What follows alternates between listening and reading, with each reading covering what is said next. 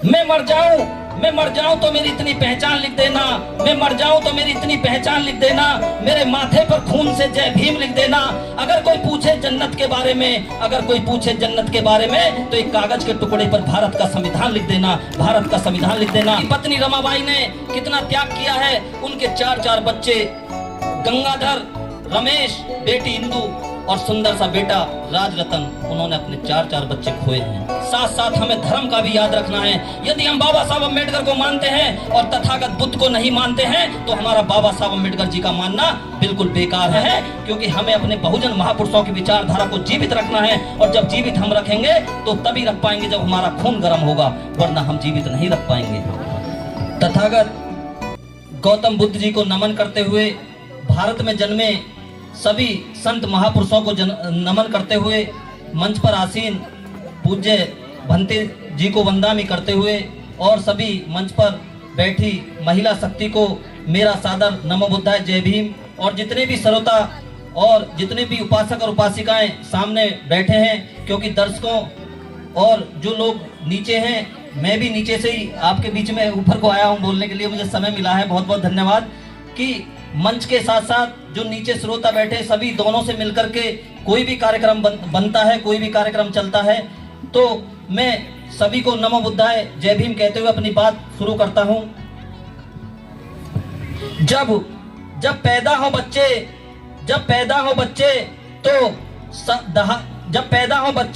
तो धरातल भीम का हो, जब पैदा हो बच्चे तो धरातल भीम का हो, और जब बंद हो आंख तो सहारा भीम का हो, और जब बंद हो आंख तो सहारा भीम का हो। एक पीढ़ी भी कोई मिट जाए तो कोई गम नहीं, लेकिन मरते वक्त भी हर जुबा पे नारा भीम का हो, हर जुबा पे नारा भीम का हो। आज हम यहाँ बैठे हैं, आज हम यहाँ पर उपस्थित हैं, ये सब पूजनीय बाबा साहब भीमराव अंबेडकर जी की देन है। यदि बाबा साहब अंबेडकर जी इस अनुसूचित जाति पिछड़े समाज में पैदा नहीं हुए होते, बाबा साहब अंबेडकर यदि इस देश का संविधान 2 साल 11 महीना 18 दिन में ना लिखे हुए होते और हमें उस व्यवस्था में आरक्षण की व्यवस्था करके नहीं गए होते और हमारी फिर नौकरियां और हमें शिक्षा ना मिली होती, तो आज हम इस पोजीशन पे नहीं होते। लेकिन उसके पीछे बाबा साहब ने कितनी कुर्बानियां, कितना त्याग किया है, ये हमें भूलना नहीं है। उनकी पत्नी रमाबाई ने कितना त्याग किया है, उनके 4 बच्चे, गंगाधर, रमेश, बेटी इंदु और सुंदर सा बेटा राजरतन, उन्होंने अपने 4 बच्चे खोए हैं। अगर हम आज अच्छा खाते हैं, गाड़ियों में चलते हैं, एसी के मकानों में रहते हैं, तो जब हम वहाँ रहते हैं और खाते और पीते हैं, तो हमें एक पल को बाबा साहब अम्बेडकर जी को याद करना चाहिए। चूंकि हम यहाँ आज माता सावित्रीबाई फूले की जो परिनिर्वाण दिवस है, 10 मार्च को उनका परिनिर्वाण हुआ था, 1897 में उनका परिनिर्वाण हुआ था। उनको भी नमन है, क्योंकि उनसे बाबा साहब अम्बेडकर जी ने सीख ली। बाबा साहब अम्बेडकर जी ने ज्योतिबा फूले को अपना गुरु माना, उनको भी नमन है। तो हम लोग आज यहाँ इस स्थिति में हैं और हमको ये बात मान करके चलनी चाहिए। हमको ये अपने समाज को, जहाँ पर हम रहते हैं, जहाँ हम काम कर रहे हैं, जहाँ भी हम लोग हैं, हमें अपने समाज में, समाज का मतलब बहुजन समाज, जो तबका है, जो निम्न स्तर पे जिनको माना जाता है, आज भी हमको सब कुछ होते हुए भी, मैं एक वकील हूँ, यहाँ जितनी महिलाएं बैठी हैं अच्छे कपड़ों में बैठी हैं, आप भी अपना कोई भी रोजगार कर रहे हैं, कोई प्रॉपर्टी डीलर का कर रहा है, कोई इंजीनियर है और कोई डॉक्टर है, हर आप पोस्ट पे हैं। लेकिन आज भी जो मनुवादी व्यवस्था का व्यक्ति है, मनुवादी व्यवस्था का व्यक्ति, मैं उसको कह रहा हूं जो आज भी भारतीय संविधान को नहीं मानता, मनुवादी व्यवस्था का व्यक्ति है, वो आज भी हमसे दूर से चिढ़ता है। वो सोचता है कि ये क्यों अच्छा पहनता है, क्यों अच्छा बोलता है और क्यों अच्छा जो है आज अच्छा जो संघर्ष कर रहा है। तो हमें अपने बीच आए हुए व्यक्ति को भी पहचानना है, हमें अपने साथ जो हमारे साथ हमारे अड़ोस पड़ोस में व्यक्ति है उसको भी पहचानना है, और हमें अपने मिशन मूवमेंट को आगे बढ़ाना है। क्योंकि अगर हमने मिशन मूवमेंट खत्म कर दिया तो आपका सब कुछ खत्म हो जाएगा। मैं आपको बताना चाहता हूं, इस देश के अंदर जब तक भारत का संविधान है, जब तक आप और हम जीवित हैं। जिस दिन इस भारत के संविधान को चोट पहुंच गई, जिस दिन इस भारत के संविधान को बदल दिया गया, उस दिन आपका हमारा कोई इतिहास नहीं रहेगा। ये बात आप सदैव याद रखना। इस देश के अंदर SC ST एक्ट तो निष्प्रभावी करने का काम किया गया था। 2 अप्रैल 2018 को इस पूरे देश के अंदर 13 युवाओं ने क्रांति की, 13 युवाओं ने शहीद हुए। वो भी किसी के बेटे थे, वो भी किसी के पति थे, वो भी किसी के लाल थे। मैं आपको बताना चाहता हूं, न जाने कितने लोग, कितने युवा 2 अप्रैल 2018 को जेल गए थे। हमें उनकी यादों को, उनकी क्रांति को नहीं भूलना है। उन्हें 2 अप्रैल को हमें नमन करना है, क्योंकि उनका हमसे सिर्फ जो रिश्ता है वो अम्बेडकरी मिशन मूवमेंट का रिश्ता है। एक बात और मैं कहता हूं कि जो बाबा साहब ने हमको शिक्षा दी, हम लोग यहाँ तक पहुंचे, हमको उसको आगे बढ़ाते हुए साथ साथ हमें धर्म का भी याद रखना है।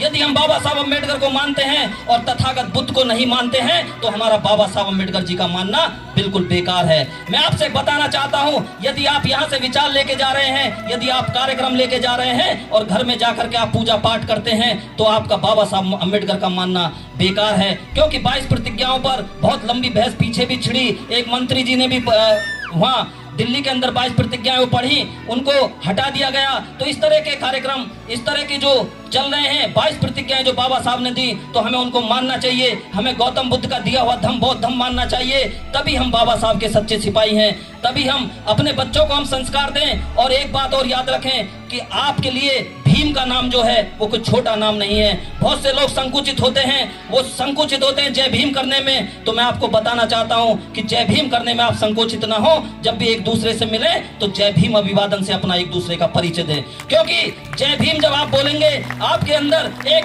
जोश आएगा, एक जुनून आएगा, एक क्रांति पैदा होगी। मैं एक बात और कहना चाहता हूं कि आपने अपने खून को कभी ठंडा मत होने देना, क्योंकि जिस समाज का खून ठंडा हो गया और जिस समाज का खून पानी बन गया, उसका कभी कोई इतिहास नहीं होता, उसकी कोई पहचान नहीं होती। खून का मतलब मैंने सिर्फ ये किया, ना हमें तलवारें चलानी है, ना हमें किसी से लड़ना है। हमें खून गर्म इसलिए करना है क्योंकि हमें अपने बहुजन महापुरुषों की विचारधारा को जीवित रखना है। और जब जीवित हम रखेंगे तो तभी रख पाएंगे जब हमारा खून गर्म होगा, वरना हम जीवित नहीं रख पाएंगे।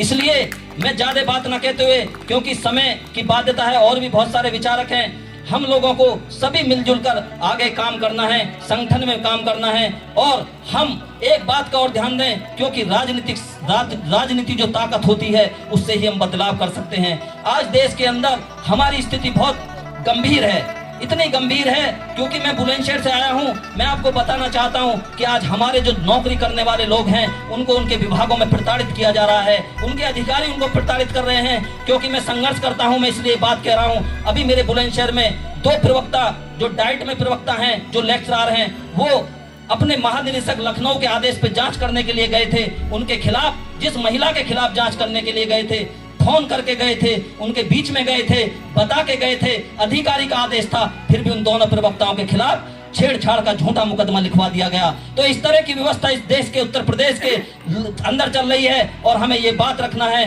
क्योंकि हम परिवर्तन जब ही कर सकते हैं जब हम सरकार परिवर्तित करेंगे। और सरकार परिवर्तित करने के लिए हमें एक जगह वोट करना है, क्योंकि बाबा साहब हमको 2 वोट का अधिकार देना चाहते थे, लेकिन एक वोट का अधिकार हमको मिला। उस वोट का हम सही सदुपयोग करें, तभी हम शासन सत्ता में आ सकते हैं। शासन सत्ता हमें मिली तो हमने उत्तर प्रदेश के अंदर बदलाव किया, और उत्तर प्रदेश के अंदर जब बदलाव हुआ तो हमने कांसीराम नगर बना, हमने कांसीराम जिले बनाए, हमने उधम सिंह नगर बनाए, हमने कांसीराम नगर बनाए, हमने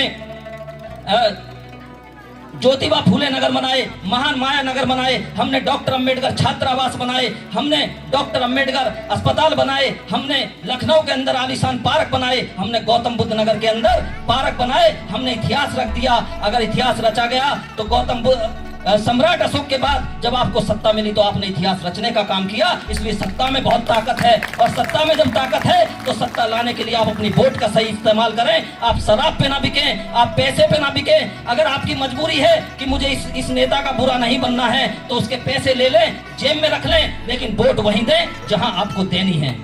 वोट वहीं दें, आप बुरा भी ना बने, क्योंकि मजबूरियां होती हैं, मैं जानता हूं। क्योंकि हमें उन्हीं के ट्यूबवेल से, उन्हीं की बिजली से पानी लेना होता है। हमें उन्हीं के खेत में, जब हम अपना खेत बोते हैं तो उन्हीं के ट्रैक्टर से हमें अपना खेत जोतना होता है। मैं भी गांव का रहने वाला हूं, मजबूरी हो सकती है, लेकिन जब आप वोट डालने जाएंगे तो आपको वहां कोई नहीं देख रहा है। आप वोट कहां डाल रहे हो, तो वोट वहीं दें जहां आपको सत्ता मिले, जहां आप मजबूत हो। तो मैं इन्हीं लाइनों के साथ, 2 लाइनों के साथ अपनी बात खत्म करता हूं, क्योंकि और भी वक्ता हैं। मैं मर जाऊं मैं मर जाऊं तो मेरी इतनी पहचान लिख देना, मैं मर जाऊं तो मेरी इतनी पहचान लिख देना, मेरे माथे पर खून से जय भीम लिख देना। अगर कोई पूछे जन्नत के बारे में, अगर कोई पूछे जन्नत के बारे में, तो एक कागज के टुकड़े पर भारत का संविधान लिख देना, भारत का संविधान लिख देना। नमो बुद्धाय, जय भीम, जय भारत। वीडियो कैसी लगी आप अपने कमेंट्स के माध्यम से हमें बता सकते हैं और चैनल को लाइक, शेयर और सब्सक्राइब जरूर करें। धन्यवाद।